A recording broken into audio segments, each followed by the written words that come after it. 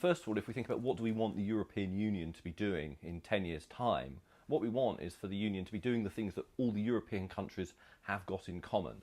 So it's things like establishing common trade rules across the 27 countries. And in particular, with looking at things like climate change now, is how to deal with these kind of environmental questions consistent with maintaining a single market and trade rules. So we need a common approach to reorganising our economy, reorienting it to deal with the new environmental challenges that we face. So it's things of that kind, things that have a cross-border implication, things that affect the whole of Europe together. Those are the things that the European Union should be doing. What it shouldn't be doing are the things that countries can do better on their own. That if it's something that, so that things of cultural questions and things of education and so on, those are things that countries can and should be able to look after themselves. And so the European Union shouldn't be doing things like that.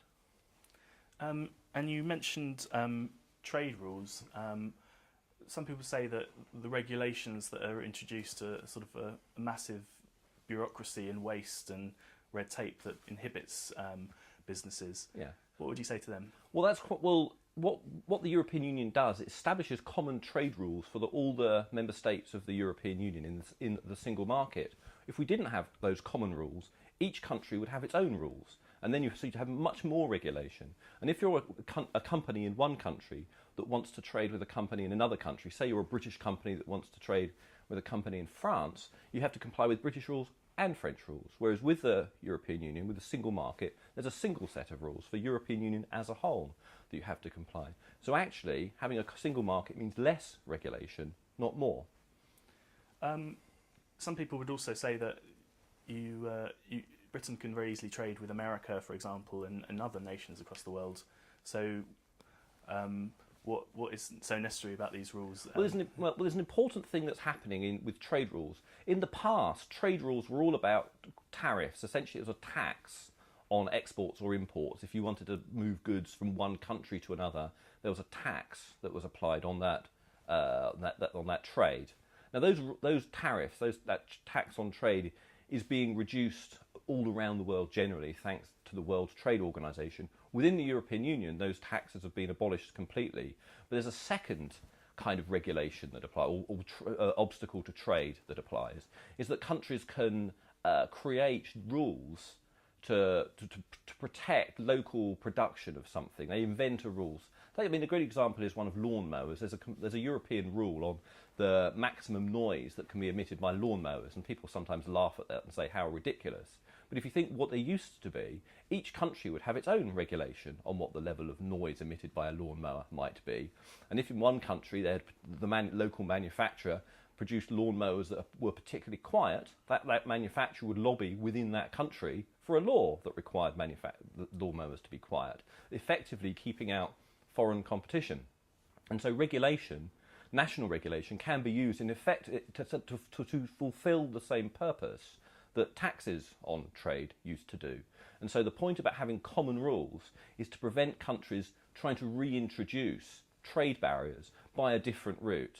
And that's what, and increasingly, as we're conscious of the need for kind of common rules on environmental standards, for example, to prevent those environmental rules being used as a trade barrier, we have a common set of rules. So that's why there's a difference between the old notion of free trade, which basically meant no taxes, and there's a different notion for the single market, which requires a common set of rules.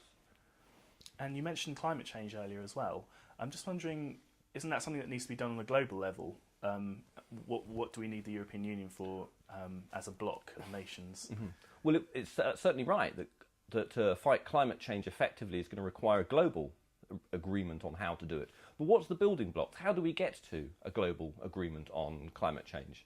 There's going to be major negotiations at the global level between the major economic powers in the world, America, China, and the question, and the more economic clout a country has, the more influence it will have in those negotiations. And so for Britain, we're a relatively medium-sized country in the world, we're not going to have a great deal of influence in these global negotiations on our own. But if we're part of the European Union, which has 500 million population, it's the world's largest economic bloc, world's largest trading bloc, we'd have a lot of influence on those negotiations. So by being part of an organisation which has similar interests and values to us, we can actually get more influence over what goes on at the global level and not less. And in terms of other aspects, in terms of your vision of Britain in the EU in 10 years' time, what other positive benefits would there be from that vision that you see for the EU and Britain?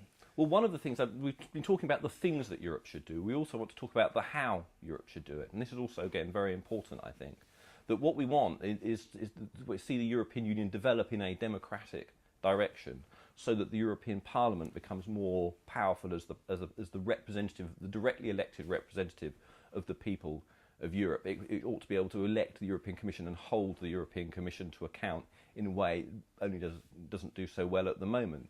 We think that the national governments, when they meet together in the Council of Ministers, they should do that in public. They shouldn't do it in secret.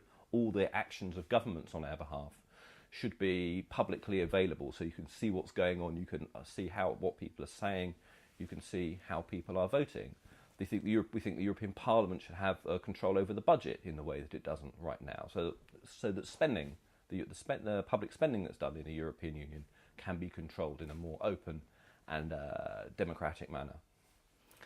Some critics might argue that would effectively supersede Britain as a nation, in terms of, well, not a constitution, but, a directly elected European Union would effectively become, a more important body than the national government. Right. Well, there's two things here. First of all, I talked about the powers that the European Union should have. It should only have the powers which can only be effectively handled at the European level. If something can be done better at national level, that's where it should stay. So all the important things that our national governments do right now will stay at the national level. So that's the first protection we have.